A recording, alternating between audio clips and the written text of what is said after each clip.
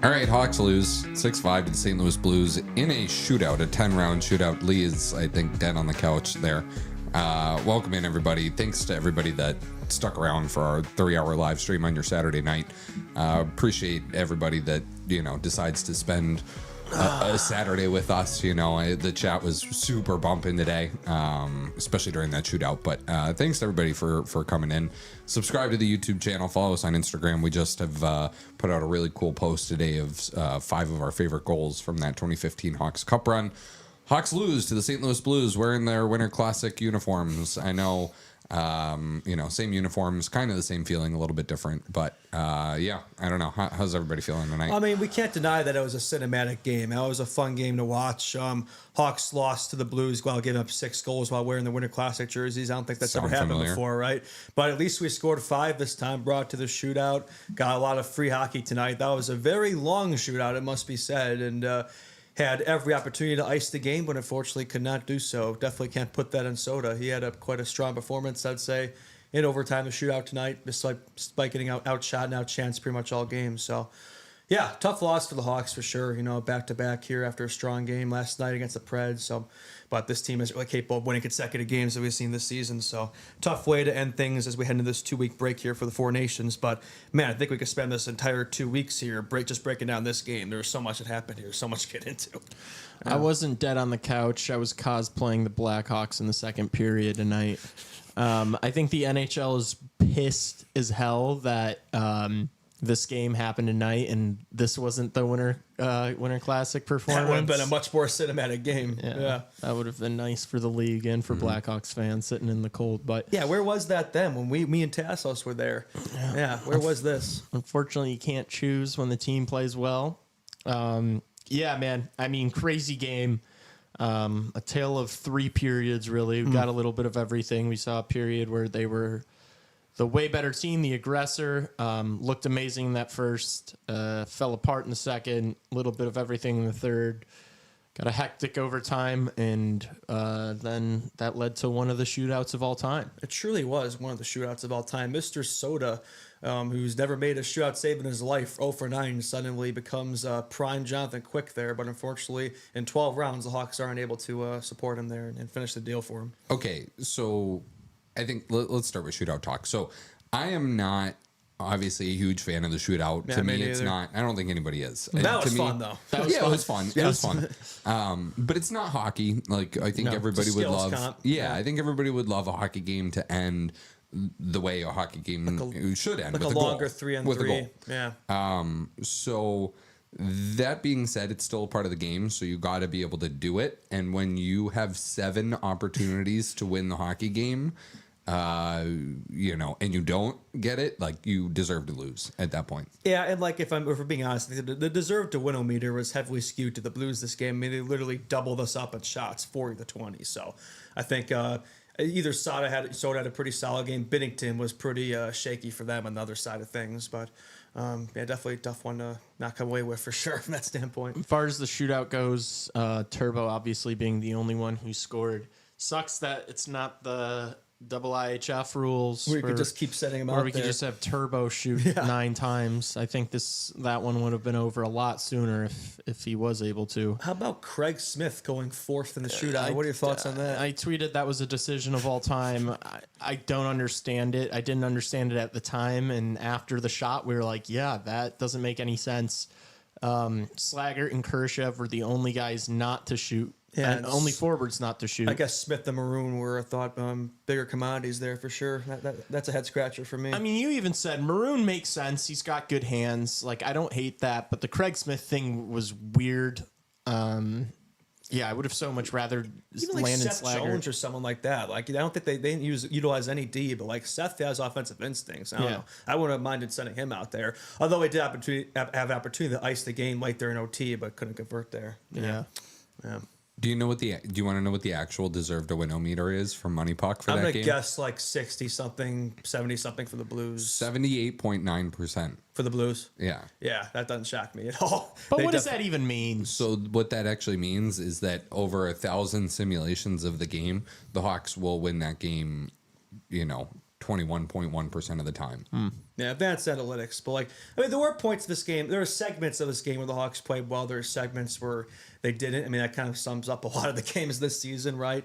You're never going to get a full 60, but I thought they showed out. Like the start of the game was pretty solid. They come out like a barnstorming start, 2-0 lead right away.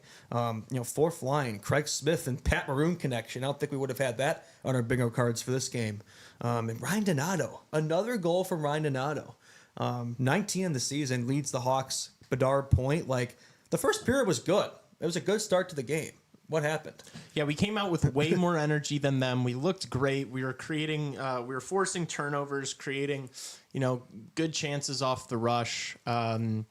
That first goal, that Smith goal from Maroon, I mean, that was like the third takeaway they had on that shift. So we started great. It was like, shit, man, this might be an awesome one for us. We might kill these guys. Kind of like the Preds game last night, I was thinking, Yeah.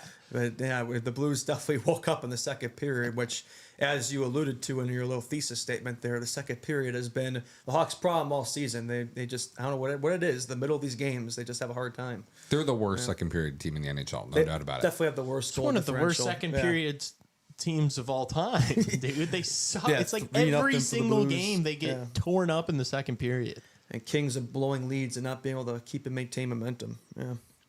Yeah, that was brutal. And for it to all just happen, like, for the Blues to score 2 goals in like 10 seconds. 10 seconds. Yeah. I mean, that's just It happened inexcusable. so Before quick. the I period is blinked 2 and it minutes was old. tied. It's inexcusable. Yeah. Like somebody's got to be on the bench and be like, guys, like lock it. Like, especially after you let them get one back, there's got to be a message on the bench. Like, hey, come on, let's. And how many times has that happened? Like, what are they saying to these guys in the intermission to cause these instances? Because it's like it's happened too much this season to just be like a coincidence or a fluke. Like starting these periods has been a problem for this team all season. It's like I don't get it. So what in reality was probably said in the locker room was nothing. You know what I mean? Yeah. Like, Oh, hey, we're up to keep nothing. this up, Keep guys. it up. Yeah, Keep keep it doing up, the same you thing. know? Don't make any adjustments. Yep. And then, And then you come out and you get dog walked in the second period. Like you have to know the Blues are going to come out, barnstorming down 2-0, at home here, last game before the break. They're going to come out guns blazing, and it seemed like they weren't ready for it. They caught them off guard. Yeah, and the other thing too is like when you allow 2 goals in 10 seconds before the second period is 2 minutes old, call a timeout. Yeah. Yeah. Call a timeout. Like there was no timeout from the bench, nothing. Call a timeout, especially when this is like, this is the, I know we wanted to talk about like the goals after goals, right? The Shift after goals was a terrible game. Yeah. But even just like, when you have a goal against, like you got to bear down. You can't let them pop another one into the net. You can't let them go bang, bang like that. So I think the Hawks have taken bear down too seriously because how many games have they lost in heartbreaking fashion this season? This might be the most heartbreaking loss of the season. I thought it'd be hard to top that Oilers game, but this one certainly did. I don't think I've been worked up that much all year like I was in the shootout. That shootout, and neither was Chat. Chat was fucking insane. That live stream was so much fun. Yeah, thank you all for watching us. Yeah, that was fucking insane. If you guys missed out on that, you Go gotta back and watch. you It's gotta on join YouTube. the live streams Yeah. when we do them because they're Yeah. so fun. Like Chat, they were like speaking Polish to each other. They were fucking getting fired up about this. They were getting fired up about that. It was so much fun. Thought I was gonna have a heart attack in that shootout, man. Oh my goodness, that was crazy. That was nuts. But no, I mean, dude, the goals after goals thing is pretty inexcusable. I mean, it's the coach, but it's obviously on the players. Give 'em up in It's- bunches. it is coaching though. It's Like that is a coaching. coaching issue. It's lack of attention to detail. It's lack of focus, and that is a coaching issue for sure. Yeah, for sure. And it's like even like you think like those 2 goals in 10 seconds will wake them up. It's like the rest of that period was pretty shitty too. They would get another goal courtesy of Matthew Joseph. Not only do they they tie the game up, but they're going the third period down after that strong first period. That's how bad their second was. They had 3 shots on goal during that second period. 3. They're outshot 17-3. That's not the first time this season we've seen that much of a shot discrepancy in the second period. Pretty brutal all around. But the third period was better. But that was pretty back and forth affair for sure. Yeah. Man, like, I'm looking at the shot counter right now. 10-8 after the first period. The third period shots were 8-6. That's 17-3 middle frame. Like, and that's then why there's that discrepancy. overtime the shots were 5-3, which is how you get to the 40-20 final. But like, man, you can't do that. No. Like you can't You can't do that and expect to win a hockey game, right? Yeah. And for Jordan Binnington, which woof to Canada for, I mean, I guess if you're Canada going into the Four Nations face-off, like Aiden Hill's probably your starter and Binnington's the backup because, I think I would be terrified to see Sam Montembeault in net. Yeah. I think they gave Sam, not to do Four Nations talk right now, but seriously, really, truly, Sam Montembeault had a 50 save shutout against the Maple Leafs in the opening game of the season. And I think that was the only game that Team Canada's brass watched when putting him on the hockey team. And then I think Jordan Binnington, they were just looking back at old clips from the old 2019 Cup team. Yeah, it's a far cry from that. Yeah. I mean, he's not great. And he was awful tonight. And then in the shootout, he turned into fucking prime Lundqvist. And he became his old 2019 self in the shootout there. I guess he's strong on breakaways. But if we want to do more Four Nations talk here, Teuvo Teravainen is the only Blackhawk who won't be able to go on a trip to Cancun over these next 2 weeks because he is the only representative for Finland. Everybody else, I'm sure, will enjoy their little break from Hawks hockey here. Yeah. And the only guy to score in the shootout was right? Teuvo Teravainen. And it was a nifty move, but he also shot the puck, right? Yeah. It not to overanalyze the shootout here, which too many moves. Not to too beat many moves. Yeah, not to beat a dead horse here, too but fancy.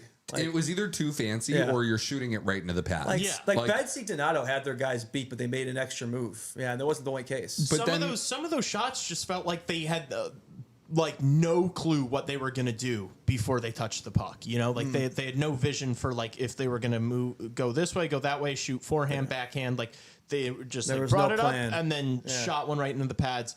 And then on the other hand, it was they're oh, I'm gonna do this move, this move, this move, and then it wasn't there, and then they'd force it. So. It's players in the NHL now. They I don't know. They just pick their. But they also can pick their shots better. You see guys shooting the puck way better than they ever have. I forgot what broadcast I was listening to, but guys really go for the 7-hole now a lot more too. Underneath the blocker, right in between the arm, the blocker and the pad. And I just don't know how you don't pick it. Craig Smith shot it right into Binnington's glove. Frank Nazar missed the net too, which is you can't score if you don't hit the net, bud. Mikheyev stuffed it right into the pads. Just not good. The king of the shootout was, they say Patrick Kane, but really it was Jonathan Toews. And because he kept it simple. He'd make one move, two moves, maybe he'd stick with it. Forehand, backhand, 5-hole. Get the goalie to bite. It feels a lot of guys in the NHL just aren't that good at shootouts. They don't have them down. I don't know. Maybe they got to work on their. But the way you approach breakaways is different in shootouts versus in game because you have all the time and space and you don't have a back checker. So I feel sometimes it gets in their heads a little bit, if that makes sense. They overthink it a little bit. Chicago Bulls just lost too, so rough night for Chicago sports. I also think that as time goes on, guys in the NHL are going to get worse and worse at shootouts because there's less and less of them too, right? The 3-on-3 is kind of slowly fizzling them out a little bit for sure. But that's also why you have practice too. And they do tend to, I think for fun, but they still do have shootout practice, I'm pretty sure. Maybe not as much now, but I know it's still a thing. You'll see clips. You should end every practice with a shootout. Yeah, just a quick, 5 minutes. If you're a competitive team, right? Let's say this Hawks team is 2-3 points out of, let's say this Hawks team is kind of close to where the Blues are right now, or a little bit better than where the Blues are right now. Somewhat in the race, yeah. Yeah, let's picture that they're somewhat in the race. Those points still count. If you leave them on the table, you're gonna end up on the outside looking in and be if you miss the playoffs by a point or two. Yeah, you're gonna remember those points. Yeah, and the Hawks have had a lot of those. They have 7 overtime shootout losses. I believe they're 2-7 past 60. So when you're a lottery team, that's one thing. But if you're a playoff team, like somebody like the Canucks, for example, leave a lot of points off the table. That's a problem. Yeah. The overtime was felt like the Hawks were on their heels a lot. Dominated it. Yeah. The only real opportunity was Seth Jones at with the end there. 2 seconds left on the clock. Beater. He had him beat, but I think hit the skate. Just tried to shove it in a little too quick. It was a nice wait a half a second. A nice patient play by Nazar to have the wherewithal with 8 seconds left to take it, to be patient and wait for your guy to get in the rush. He had a really bad play at the start of overtime, though, that just gave the Blues possession. I feel like that possession the entire overtime, man. It was just hemmed in our zone the whole time. Soda, gave us the opportunity to get this shootout there, and we thought it was over though because we hadn't had great looks in the shootout before, but he definitely turned it on today. Can't blame him. Cannot blame him. He gave us every opportunity. We couldn't finish. Yeah. We haven't really done much third period talk, but that was the most eventful period Oh, of yeah. the I game. mean, it starts off right away. Mr. Alec Martinez of a goal from Tavo. Another multi-point game from Teravainen. I want to say he had 2 or 3 tonight. He had 3, a goal and 2 assists. That's right. Yeah. So another good game from him. He's been cooking lately. Dude, and it sucks. Like after that Mikheyev goal, I think we kind of I don't know about you guys, I kind of thought that we were going. I thought we were going to win that game. Yeah, you know, I after agree. Mikheyev Yeah. goal, he did it whatever, like 9 minutes left or something. And then it just pisses me off. We've seen him do it so many times this year. They When sit you back have a after these lead, goals. when you have Yeah. a 1-goal lead with just like a few minutes left, they Conservative. just shell up and play defense. can't And it's do like, it. dude. You're not good. You're not even good enough at defense to do that. Playoff teams could do that. We're not. Like Yeah. we can't afford to play that style of hockey. Exactly. You're not the Florida Panthers where you've got like guys like Gus Forsling Yeah. and, that are going to block every shot and you can afford to do that. It's like if you have a 1-goal lead with a few minutes left, and not to mention we went on the power play with like 7 minutes left. It's And like that was a terrible power It was play. horrible. Like we had an opportunity to get some insurance there, but couldn't deliver. I knew that'd come back to bite us. They played Yeah. on that power play like they were like conservative, like they were consciously not trying to give the puck away, and they were more worried about getting scored on than they were scoring. And they It's like, score pretty much right after that. the right Blues. after. Yeah, pretty And- much. And it's like, dude, you have a power play with just a few minutes left. You're up a goal. Go get that all important. And we knew it was going to come all day. Like they had 2 early in the game, and we knew they were going to get one back. And we finally got it. And we thought that was the opportunity to seal it. And in those clutch moments, he couldn't show up. But look at these time stats, man. Like Martinez scores right to tie the game up, and Fowler delivers literally 42 seconds later. And then in that instance, right after the power play, Thomas scores. And then early in the game, to start the second, you got goals in 10 seconds. It's like look at all like these. It was a theme all night, just like these shifts after goals. It's just terrible. It's been a problem all season. I don't know. It's an issue. Yeah. Yeah, but overall, a super fun game. Oh, yeah. I mean, that was so entertaining. I'll take that over the Winter Classic all day. I feel exhausted after that shootout. If you guys weren't in that stream, just go. It's still on YouTube. Go watch. Literally, just go watch the fucking shootout reaction when you have a chance. Oh, yeah, dude. We're losing our minds over here. Yeah, absolute cinema. Justin and I were really hoping that Pat Maroon was going to win that thing. That I was thought that was the script, man. that was the perfect script. Right in his hometown, right? Round 9, Soderblom, it took him 9 to make his first stop in the shootout. Like the numbers connected, but it didn't quite happen there. He was close, too. He almost had it. Yeah, no, it really was. He had a better. How about Ilya Mikheyev, 3-point game? He looked like Davo out there. His bi-weekly, like, I'm him performance. Then he'll probably disappear for the next, well, he will disappear for the next 2 weeks. He won't be playing, but you know what I mean. You know what I mean. That was funny. Foligno multi-point game, too. I want to say a few others in here. Martinez multi-point game. A lot of multi-point games. Yeah, So, Mikheyev, man, when that guy has some space and he gets moving, He's quick. He can fly. He's nifty. Yeah, that was a sick goal. Like, he doesn't really score boring goals, it must be said. Yeah, it's so true. Yeah. He scores bangers. Yeah, I know, but he doesn't score very often. He has 10 in the season, but he makes them count when they happen. That's nuts. Just a weird game. Like, just a weird hockey game. It was probably the most goals we've had on a live stream. I think I said that, but like I don't think we've had a 10-goal game. Yeah, when the 24-25 all. Hawks score 5 goals, you think that would have been a win, right? Almost matched our 6 from last night, but unfortunately, wound up being the Blues who matched a 6 from the Winter Classic, so it didn't quite connect there. I said 5-4 Hawks, it wound up being 6-5 Blues, so not quite the money there. Sudbury Wolves legend Radek Faksa had to seal the deal there. Yeah. Should we do a little Blues talk? Like, what do you guys think? Blues Clues. What does I'm just that so team, glad. What does that team need? They're just so mid. Like, they feel like they're kind of in no man's land here. I know they're kind of still in the race. How many points out? They're 8 points out, so. That's not. That's out of it. That's out of it. 25, 26, and 5. I mean, hasn't really I think been. the club are more likely to make the playoffs than the Blues Yeah, at this point. they're tied with them, but like they're 500, one less game. So I think that team's just better too. The Flames, what's going on there? I wouldn't pick that Blues team to beat the fucking Ducks in a 7-game series. Yeah, dude. I don't know. It doesn't do it for me. I mean, it's easy to win games against teams like the Hawks, but I mean against actual contenders, I think their game kind of falls off. Well, clearly, it's not that easy for them to win games against teams Well, like the Hawks. today, but Yeah, and they're talking about trading their captain too, and I don't know how that paints you in the picture of a contender. I mean, I guess the Hall would be quote massive, according to Doug Armstrong for Braden Shen, but I don't even know that I'd pay a massive haul for Braden Shen at this point in his career. He's like a 40-point guy. Yeah, I'd rather Ryan Donato. Yeah, probably if the asking price is like a first plus for Braden Shen. Imagine how much worse they'd be if they didn't make those 2 offer sheet acquisitions, because Holloway and Broberg have probably been 2 of their better players all season. Yeah. I'd say more so Holloway, but Broberg's been fine too. I think Holloway's he's second on the team in production, second or third. Yeah, so that's he's been a good fit there. He's definitely broken out there. But a lot of these players that have been their core parts for a while there, like Buchnevich and Shen, guys like that, have kind of fallen off a little. Although Thomas is still having a pretty good season. Kairu's decent as well. But Thomas is a first line center, and then you're talking about trading your current second line center, who really should probably be more of a third line center. Yeah, so you could see the conundrum there. So if you're missing a quality second line center, and you're shoving what would be a quality third line guy into the 2C hole, you're only going to get worse by trading Braden Shen. And their decor is so mid too, and goaltending with Binnington, he's not that guy anymore. And Hoffer's all right, but he's not really it. Yeah, I just feel like they have needs kind of all over their lineup. There's holes everywhere. The high end talent isn't quite there. The depth isn't really there. The blue line's not just really mediocre. there. They're mediocre. The goaltending's not really there. Yeah. It's but then what do you do? Do you try to make it work with guys like Thomas and Kyrou? Do you strip it down? Do you know? I don't really know. I feel the moment I feel do nothing is the answer, because I don't feel like you're not buying or selling, but then you're stuck in no man's land.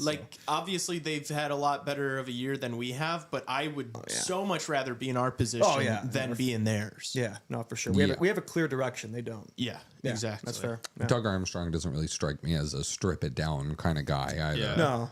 Yeah, and don't they have something weird in place too, where Alex Steen is the GM in waiting or something like that? He's gonna take over for. Did you guys read about that or remember that? I'm not sure familiar. Yeah, so Alex Steen is the assistant GM right now, and he's gonna they announced it before the start of the year that I think in a year or two he's gonna take over for Doug Armstrong as the GM of the Blues, and I don't know. It's just kind of a weird. I don't want to say nepotism thing because it's not his son or whatever, but. It's I'm handpicking this guy, and we're not going to really do this search for anybody, right? And Armstrong's been the GM there for a long time, dude. Over 10 years, he's been the GM of the Blues. Yeah, I don't know. It's just a weird team, and it's if you don't have what they probably should do is strip it down and go for Misa, a high end. High, really talented skill level, maybe McKenna next year type, right? But yeah, the prospect pool is okay, but I don't know if they're really up there. I think they could use a few more key pieces there if they really want to enter a true rebuild, retool, whatever you want to call it. Because I don't know if they're really going anywhere at this core. Feels like they've kind of been there, done that from that regard. But kind of unrelated, but how many games do you look at where there's 10 goals and none of them are on the power play? They're all even strength. I found that kind of interesting. There are only 3 power plays all game, so kind of a random thought, but just something I noticed. Yeah. Yeah, there were definitely calls that the Stripes missed. Yeah, it feels like they kind of just let him play today, which maybe there's something to be said. I think everybody's ready to go on vacation. Yeah, exactly, yeah. But, it ended up being a pretty long game as it is, so it's not like that helped from that regard. Yeah, how long was that? It was 12 rounds, right? Yeah. And then how long was the actual game? It must have been well over 2.5 hours. Yeah, almost 3, probably. Yeah. Jeez, the live stream we did was just under 3, so yeah. 10th round of the shootout. 10th round, my bad. 10. Okay, yeah. Yeah. I don't know where I got 12 from. You don't see a lot of shootouts go that. Longest game of the season by. What's the longest shootout of all time? 2025, something like that. I'll look it up. Yeah. I know it wasn't. I knew it was long enough, but not too long where it's I didn't think we were approaching any records or anything. But you don't see 10 rounds very often. Yeah. December 16th of what year? The Panthers won a 20 round. December 16th, 2020. Oh yeah. The Panthers. Was it the Capitals? No, Hold on. Panthers Caps, I want to say. December 16th, 2014, Panthers Capitals. Yes. Nick Bukestad scored in the bottom of the 20th round, beat Braden Holtby. I remember that. That was the game. 20 rounds, you said? Yep. So we were halfway there. Whoa. It was Bugstad's second try in the shootout because each team used all 18 skaters and had to start over again. If only we got to that point, we could have got the turbo and that would have been because Alex Ovechkin started the 20th round of that shootout, and I was like, wait a minute, how did it take 20 rounds to get to Ovechkin? It was no, it was just him shooting again. That shootout felt like an eternity. Can you imagine a shootout twice as long as that? No, I can't. No. Dude, I don't know if I would have made it that long. Once you get to like 17, I was gonna pass 18, out. once you get to 17, 18, like, do you even consider it a possibility that a guy's going to score? You know, it's like it gets this pattern. Groundhog Day, which is never going to end. Feels like that scene in Spaceballs where like that ship that never ends is in frame. It just you never get to the end of it. I don't know if you guys have seen Spaceballs. Spaceballs reference on the post game. Yeah, there you go. There we go. I haven't seen that in a while. I'll have to rewatch it. Good movie. Yeah. All right. I don't really have a lot from this game. Yeah, no, I mean... Trade Ryan Donato. The value's high. Get rid of him. Value sky He'll never high be right as high. now, 37 points at 53 games, 19 goals. Like, that's Ship a him career out here. high. His previous career high, I think, was last year when he had 30 with us. So, yeah, he's never going to be as good as he is now. So, get what you can from hopefully a second. And, yeah, we'll see who else. Maybe Seth. I don't know. Maybe I'm delusional with that one. Murphy. Maybe somebody wants Pat Maroon. Probably not.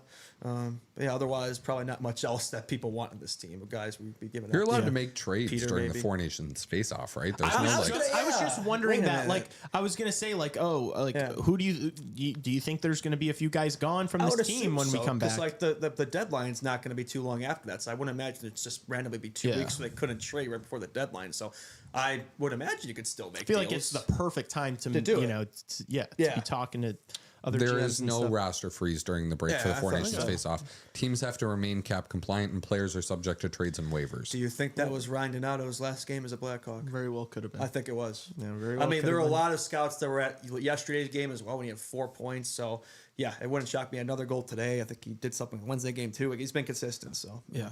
at the right time for sure. Hopefully, this team looks different and younger. Yes, when we for come sure. back from this Four Nations break. Yeah, get Colton Dock back up here. Enough of scratching. No, the only problem I have in the lineup is scratching Allen over Brody. I would imagine some of those guys to go down during, like, I would imagine Slaggert, Del Mastro. Yeah, might as well. What else are they going know. to do for these 2 weeks, Yeah, right? they don't need You to know? hit the beach. They don't need those the golf Cancun, course. Mexico trips, right? The Unks can enjoy that. Let the young kids cook. Yeah, that's my plan. Yep. My play. Speaking of, I'm going to check in the Ice Hogs. I think they were down 4-3 when I checked. Let's see what happened. Yeah, Ice Hogs just lost 4-3 to Texas. So, yeah, unfortunately, all around it wasn't. But Left had 2 assists. So there you go. There's Oh, our prospect. that's talk a win. today. Yeah, there you go. All right. Yeah, I think that's it for us. I think it's kind of tough to do the post games after we these just live spent streams 3 because, hours, well, yeah, because also like we're not taking notes like we usually do during the yeah, games. so it's not as organized. And we have just been on stream for 3 hours, so We're it's a all little tired. tough to like. Yeah, no, for sure. And I just spent the entire last like 25 minutes of that stream screaming in Justin's ear. So Yeah, no, I thought I was going to lose my hearing today, but thankfully no. But yeah, how about this, man? It's kind of crazy. The Hawks don't play again until February 22nd. So, but anyway, Four Nations. We'll have plenty of time to get into that in the next show. Well, this will basically be a Four Nations show for us next 2 weeks. So, I'm sure we're all very excited for that. And We'll bring some fun guests on over the next 2 weeks too, and hopefully help we'll fill get it a up. USA win, right? That would be nice. he goes, I'm sure we're all very excited about that. Well, I know you are. Yeah, Super Bowl tomorrow, so we'll see how that goes. I already know the result of that one. Yeah, true. All right. Like we said, we are gonna live stream the Four Nations game, USA versus Finland on Thursday, and Sweden versus Finland, the early game on Saturday. I know it's not the Saturday game people would like us to stream, but it is the Saturday stream you will get, so you will enjoy it and be happy. Yeah, and then regular show Monday, Wednesday, Friday for the next 2 weeks, but obviously no post games as the Hawks do not play, so there would be no game for us to do a post game of. But yeah, that's it. I don't got anything else. You guys good? Good for me. Yeah, I'm content. And Cool. thank you all for joining us all day. A good day, another good day in CHR land. Business is booming. True that. All right, we will see everybody Monday. Enjoy the rest of the weekend.